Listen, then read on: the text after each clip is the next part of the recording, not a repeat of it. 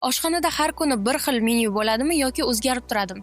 Bizda har kuni har xil menyu bo'ladi. Значит, ertalab завтракda deyarli dietический завтракlar bo'ladi. Молочный, творожный, mana shunaqa vyipchkalar bo'ladi. Обедda, соответственно, bizda 9 stol bor. Bu yerda уже dietический taomlar bo'ladi. Aslida bizda dietический taomlar, keyin паровой, keyin духовой ovqatlar bo'ladi. Keyin agarda mehmonlaringiz bor shunaqa jarni, nobodda qozon kaboblar so'rab qolsa, unga ham ko'rsatilgan unaqa ovqatlar ham bo'ladi, mavjud. Mana masalan bugun mana dimlama ovqatlar qilganmiz. Mol go'shtidan bo'lgan har xil ovushli ovqatlar. Bu yerda mana suyu ovqatlarimiz bor. Suyu ovqatlarimiz 4 xil, 5 xil bo'ladi.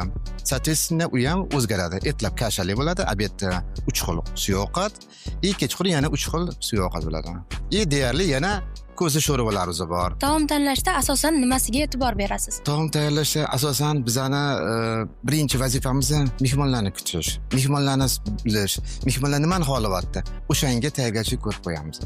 O'sha og'izdan chiqmasdan o'sha narsani muhayyo qilish bizani vazifamiz. Sanatoriyadagi ovqatlar oddiy oshxonadagi ovqatlardan nimasi bilan farq qiladi? Sanatoriyadagi ovqatlar oddiy oshxonadan farqi shuki, bizda sanitariya gigiyena holiga qaratilgan ko'proq.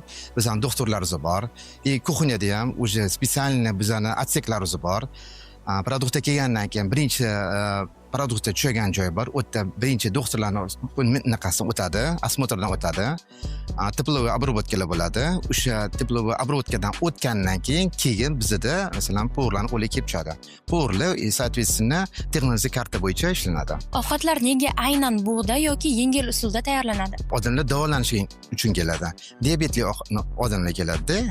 O'shaning uchun bizda asosiy bug'da pishgan ovqat bo'ladi, keyin запечённый bo'ladi. U faqat shu tekasiga qarab, kasallik anaqasiga qarabda, o'shalar berilgan menyusiga qarab. Bir kunda taxminan nechta mehmon uchun ovqat tayyorlaysiz? Bizda средний 250 ta, 260 ta odamga obsluga qilamiz.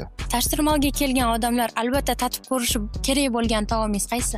Juda o'rinli savol bo'ldi. Bizda deyarli hamma ovqat bizda mazali. Endi ular ko'pincha qovurilgan narsalarni yeyishni yaxshi ko'rishadi. To'g'risi.